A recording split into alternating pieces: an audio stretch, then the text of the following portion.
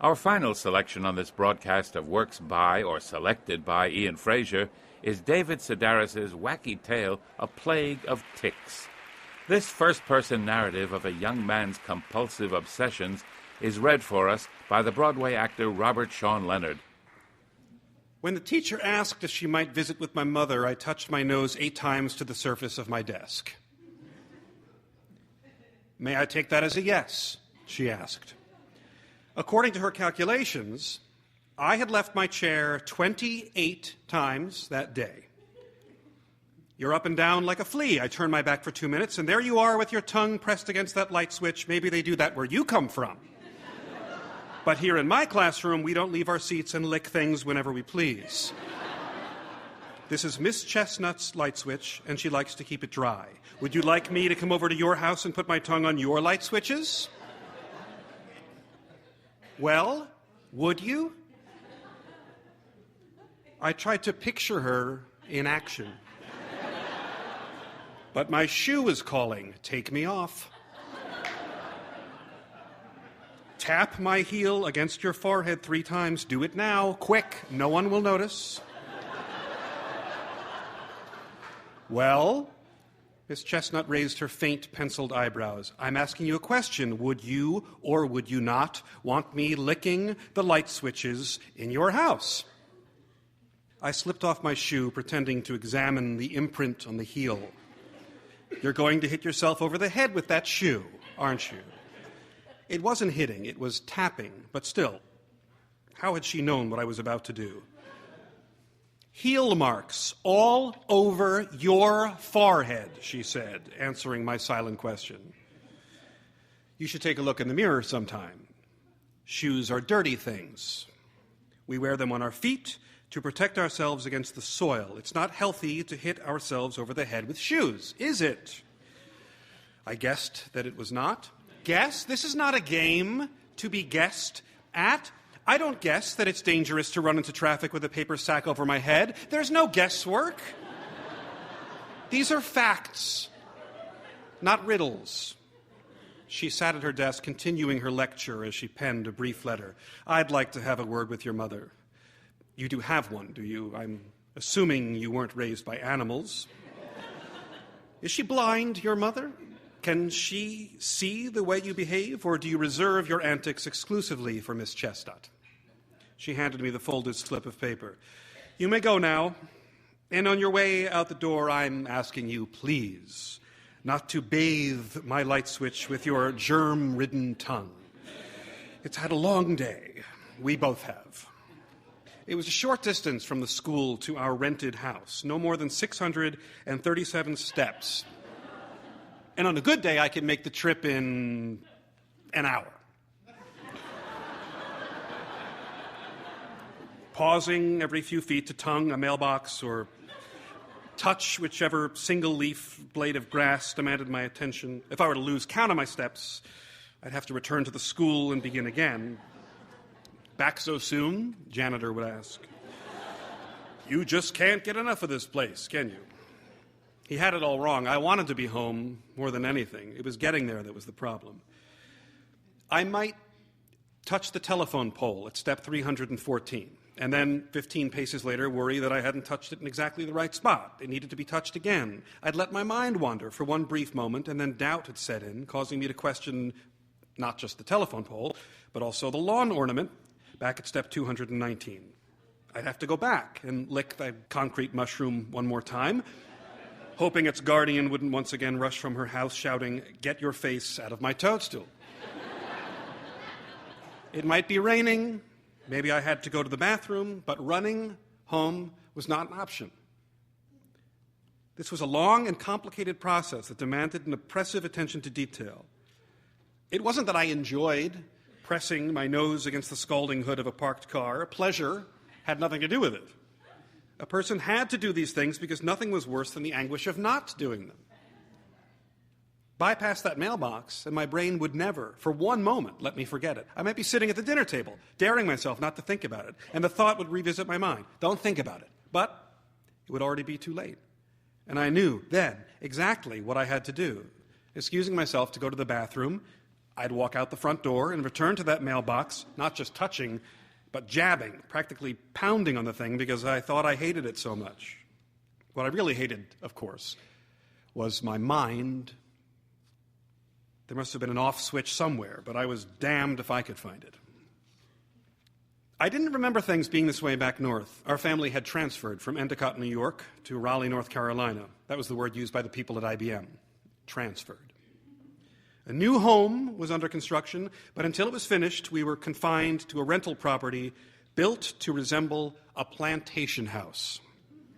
The building sat in a treeless, balding yard. Its white columns, promising a majesty the interior failed to deliver. The front door opened onto a dark, narrow hallway lined with bedrooms not much larger than the mattresses that furnished them. Our kitchen was located on the second floor alongside the living room, its picture window offering a view of the cinder block wall built to hold back the tide of mud generated by the neighboring dirt mound.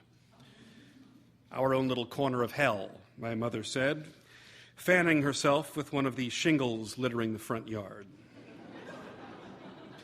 Depressing as it was, arriving at that front stoop meant that I had completed the first leg of that bitter-tasting journey to my bedroom.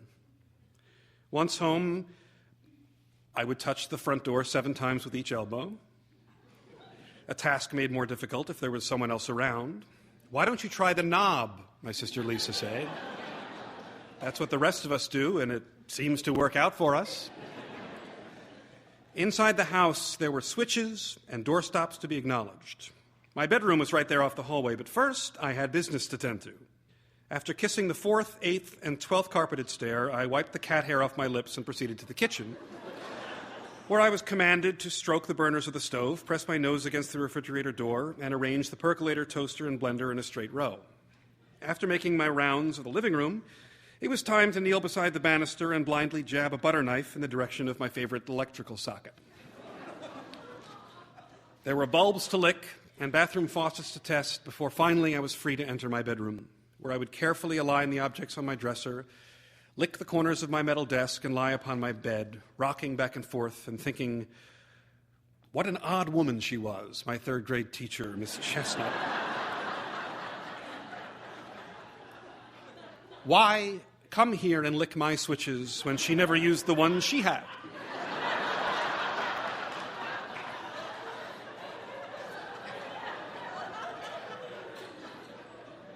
Maybe she was drunk.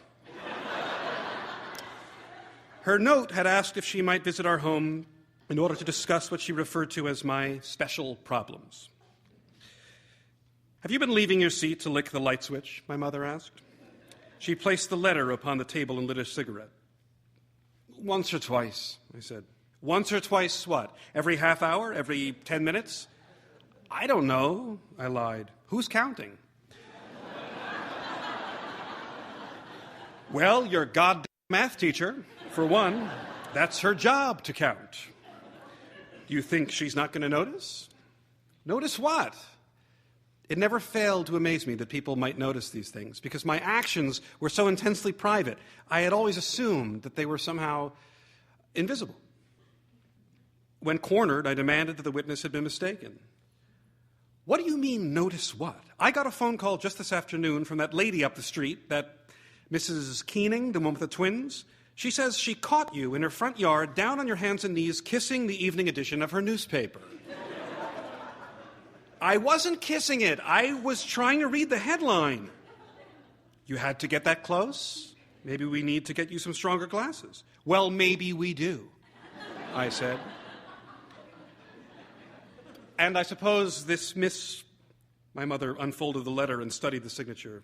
"This Miss Chestnut is mistaken too? That's what you're trying to tell me. Maybe she's confused you with the other boy who leaves his seat to lick the pencil sharpener or touch the flag or whatever the hell you do the moment her back is turned."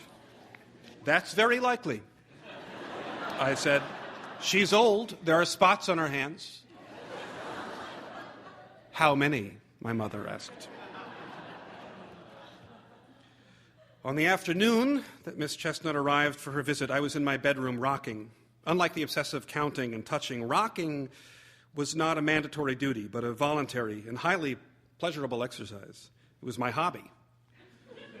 There was nothing else I would rather do. The point was not to rock oneself to sleep. It was not a step toward some greater goal. It was the goal itself. The perpetual movement freed my mind, allowing me to mull things over and construct elaborately detailed fantasies. Toss in a radio. I was content to rock until 3 or 4 o'clock in the morning, listening to the hit parade and discovering that each and every song was about me. I might have to listen 200 or 300 times to the same song, but sooner or later, its private message would reveal itself. Because it was pleasant and relaxing, my rocking was bound to be tripped up most often by my brain, which refused to allow me more than 10 consecutive minutes of happiness.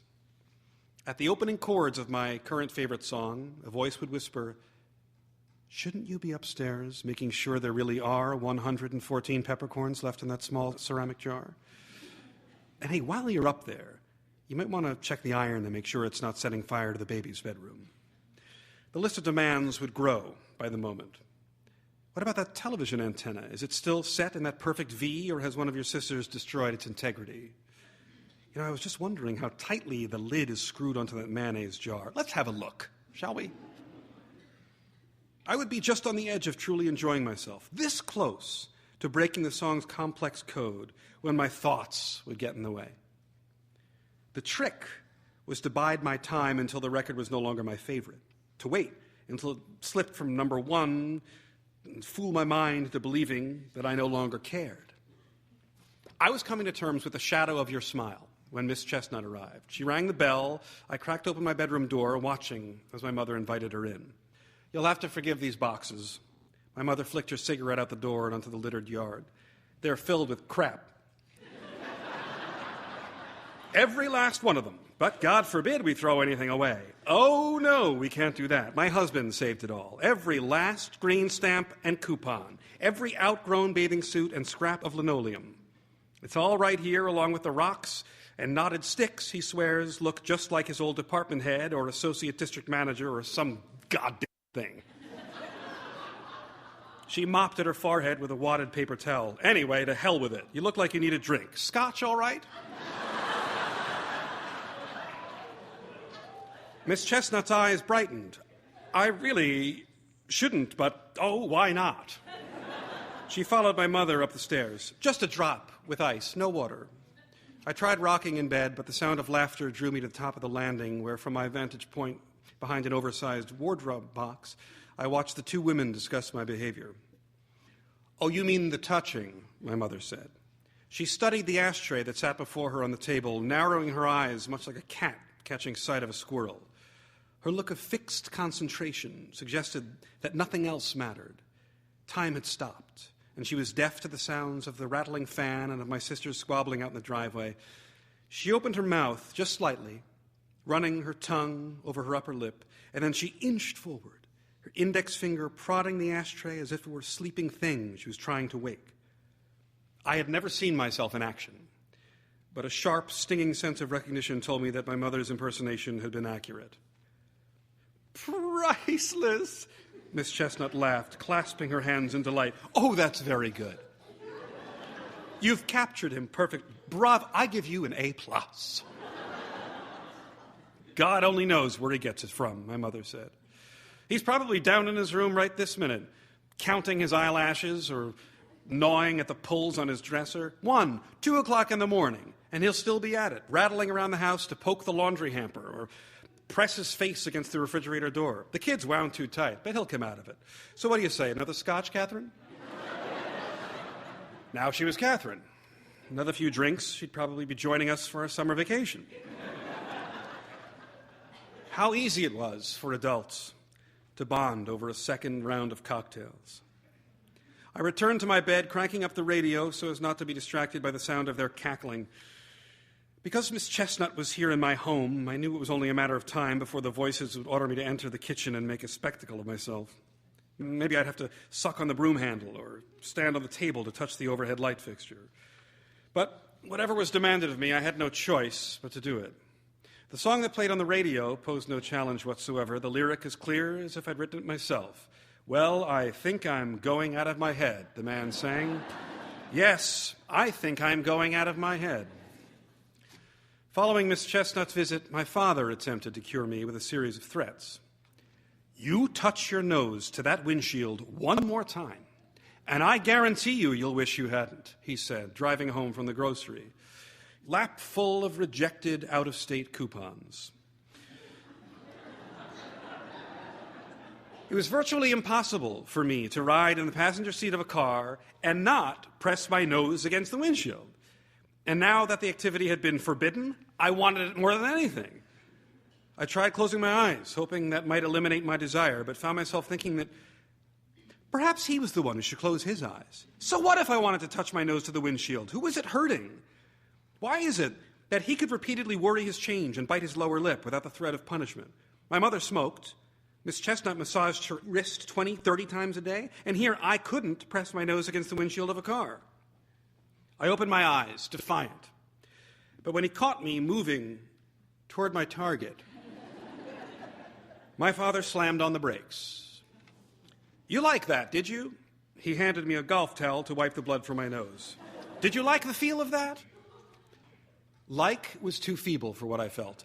I loved it. If mashed with the right amount of force, a blow to the nose can be positively narcotic. Touching objects satisfied a mental itch, but the task involved a great deal of movement. Run upstairs, across the room, remove a shoe. I soon found those same urges could be fulfilled within the confines of my own body. Punching myself in the nose was a good place to start, but the practice was dropped when I began rolling my eyes deep in their sockets, an exercise that produced quick jolts of dull, intoxicating pain. I know exactly what you're talking about, my mother said to Mrs. Schatz, my visiting fourth grade teacher. The eyes rolling every which way, it's like talking to a slot machine. Hopefully one day he'll pay off, but until then, what do you say we have ourselves another glass of wine? Hey, sport, my father said. If you're trying to get a good look at the contents of your skull, I can tell you right now you're wasting your time. There's nothing there to look at, and these report cards prove it. He was right. I had my nose pressed to the door, the carpet, and the windshield, but not, apparently, to the grindstone. School held no interest whatsoever. I spent my days waiting to return to the dark bedroom of our new house, where I could roll my eyes, listen to the radio, and rock in peace. I took to violently shaking my head, startled by the feel of my brain slamming against the confines of my skull. It felt so good and took so little time. Just a few quick jerks, and I was satisfied for up to 45 seconds at a time. Have a seat. Let me get you something cool to drink. My mother would leave my fifth and then my sixth grade teacher standing in the breakfast nook while she stepped into the kitchen to crack open a tray of ice. I'm guessing you're here about the head shaking, am I right? That's my boy, all right. No flies on him. She suggested my school teachers interpret my jerking head as a nod of agreement. That's what I do, and now I've got him washing the dishes for the next 5 years. I ask, he yanks his head, it's settled. Do me a favor, though. Just don't hold him after 5 o'clock. I need him at home to straighten up and make the beds before his father gets home. This was part of my mother's act. She played the ringleader, blowing the whistle and charming the crowd with her jokes and exaggerated stories. When company came, she often pretended to forget the names of her 6 children. Hey, George, or Agnes, whatever your name is, how about running into my bedroom and finding my cigarette lighter? She noticed my tics and habits, but was never shamed or seriously bothered by any of them. Her observations would be collected and delivered as part of a routine that bore little resemblance to our lives. It's a real stretch, but I'm betting you're here about the tiny voices, she said, handing a glass of sherry to my visiting 7th grade teacher. I'm thinking of either taking him to an exorcist or buying him a doll so he can bring home some money as a ventriloquist. It had come out of nowhere, my desperate urge to summon high-pitched noises from the back of my throat. These were not words, but sounds that satisfied an urge I'd never before realized. The sounds were delivered not in my voice, but in that thimble-sized, temperamental diva clinging to the base of my uvula.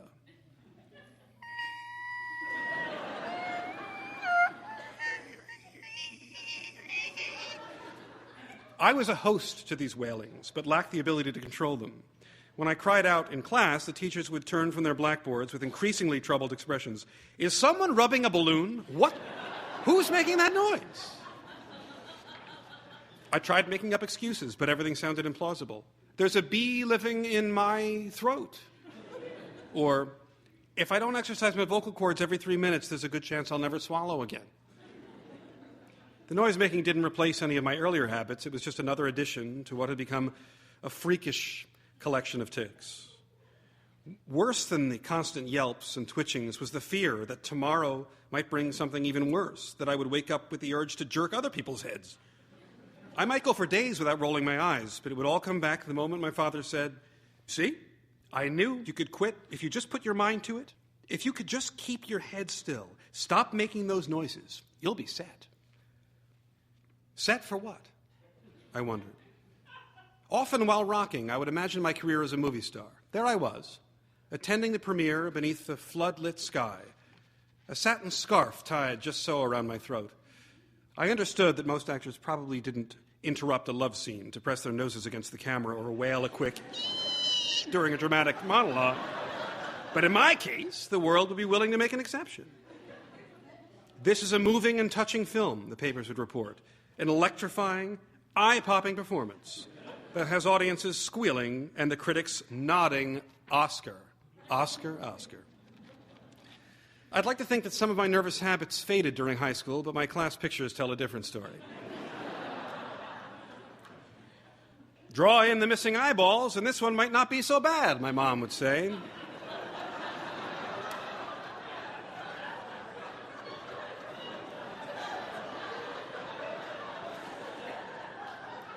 In group shots, I was easily identified as the blur in the back row. For a time, I thought that if I accompanied my habits with an outlandish wardrobe, I might be viewed as eccentric rather than just plain retarded. I was wrong. Only a confirmed idiot would wander the halls of my high school dressed in a floor-length caftan.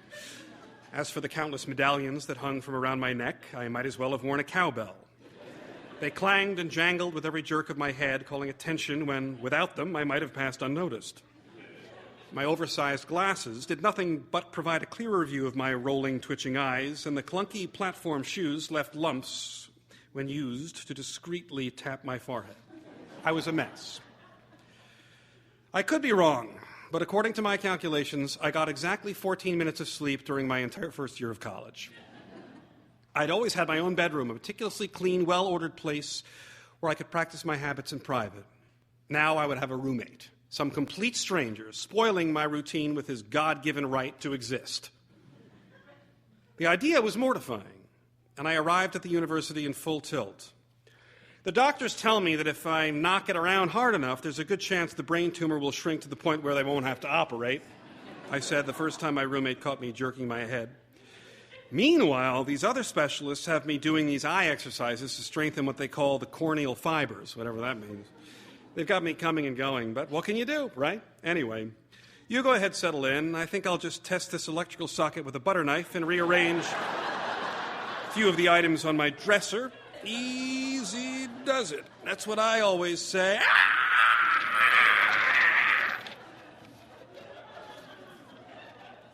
It was hard enough coming up with the excuses, but the real agony came when I was forced to give up rocking.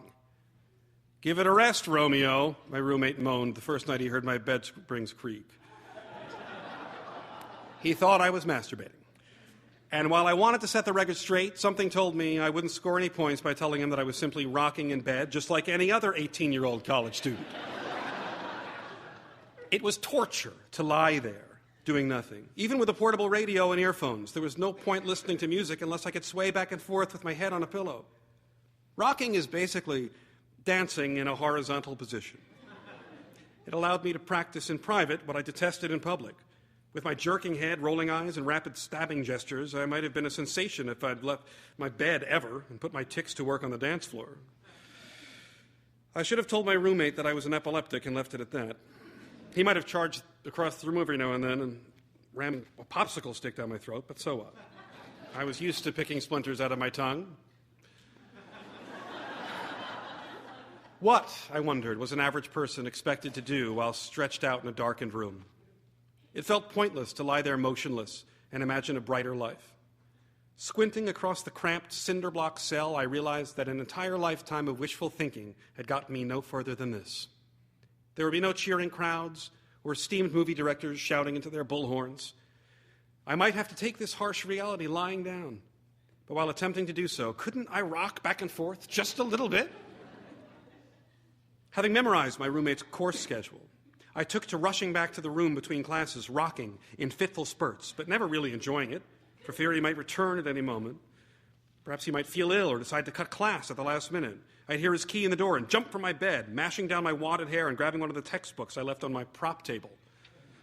"Just studying for that pottery test," I'd say. "That's all I've been up to, just sitting in this chair reading about the history of jugs." Hard as I tried, it always wound up sounding as if I were guilty of something secretive or perverse. He never acted in the least bit embarrassed when caught listening to one of his many heavy metal albums, a practice far more shameful than anything I had yet to imagine. There was no other solution. I had to think of a way to get rid of this guy. His biggest weakness appeared to be his girlfriend, whose photograph he tacked in his place of honor above the stereo. They'd been dating since 10th grade, and while he had gone off to college, she stayed behind to attend a 2-year nursing school in their hometown. A history of listening to Top 40 radio had left me with a ridiculous and cliched notion of love. I had never entertained the feeling myself, but knew that it meant never having to say you're sorry. It was a many-splendored thing. Love was a rose and a hammer, both blind and all-seeing. It made the world go round. My roommate thought that he and his girlfriend were strong enough to make it through the month without seeing each other, but I wasn't so sure. "I don't know that I'd trust her around all those doctors," I said. "Love fades when left untended, especially in a hospital environment. Absent might make the heart grow fonder, but love is a two-way street. Think about it." When my roommate went out of town, I would spend the entire weekend rocking in bed and fantasizing about his tragic car accident. I envisioned him wrapped tight as a mummy, his arms and legs suspended by pulleys. "Time is a great healer," his mother would say, packing the last of his albums into a milk crate. 2 years of bed rest, and he'll be as good as new. Once he gets out of the hospital, I'll set him up in the living room. He likes it there." Sometimes I would allow him to leave in one piece, imagining his joining the army or marrying his girlfriend and moving someplace warm and sunny, like Peru or Ethiopia. The important thing was that he leave the room and that he never come back. I'd get rid of him and then move on to the next person and the one after that until it was just me, rocking and jerking in private. 2 months into the semester, my roommate broke up with his girlfriend. "And I'm going to spend every day and night sitting right here in this room until I figure out where I went wrong." He dabbed his moist eyes with the sleeve of his flannel shirt. "You and me, little buddy. It's just you and me and Jethro Tull from here on out." "So what's with your head? That old tumor acting up again?" "College is the best thing that can ever happen to you," my father used to say, and he was right, for it was there that I discovered drugs, drinking, and smoking. I'm unsure of the scientific aspects, but for some reason my nervous habits faded about the same time I took up cigarettes. Maybe it was coincidental, or maybe the tics retreated in the face of an adversary that, despite its health risks, is much more socially acceptable than crying out in tiny voices. Were I not smoking, I'd probably be on some sort of medication that would cost the same amount of money but deny me the accoutrement. The lighters I can thoughtlessly open and close, the ashtrays that provide me with a legitimate reason to leave my chair, and the cigarettes calm me down while giving me something to do with my hands and mouth. It's as if I was born to smoke. And until I realized it, my limbs were left to search for some alternative. Everything's fine as long as I know there's a cigarette in my immediate future. The people who ask me not to smoke in their cars have no idea what they're in for. "Remember when you used to roll your eyes?" my sisters asked. "Remember the time you shook your head so hard your glasses fell into the barbecue pit?" At their mention, I sometimes attempt to revisit my former tics and habits. Returning to my apartment late at night, I'll dare myself to press my nose against the doorknob or roll my eyes to achieve that once satisfying ache. Maybe I'll start counting the napkins sandwiched in their plastic holder. But the exercise lacks its old urgency, and I soon lose interest. I would no sooner rock in bed than play Up, Up, and Away 60 times straight on my record player. I could easily listen to something else an equal number of times while seated in a rocking chair, but the earlier, bedridden method fails to comfort me, as if I'd forgotten the code. The twitching trick needed to decipher the lyrics of that particular song. I remember only that at one time the story involved the citizens of Raleigh, North Carolina, being herded into a test balloon of my own design and making. It was rigged to explode once it reached the city limits, but the passengers were unaware of that fact. The sun shone on their faces as they lifted their heads toward the bright blue sky, giddy with excitement. "Beautiful balloon," they all said, gripping the handrails and climbing the staircase to their fiery destiny. "Wouldn't you like to ride?" "Sorry, folks," I'd say, pressing my nose against the surface of my ticket booth, "but I've got other duties."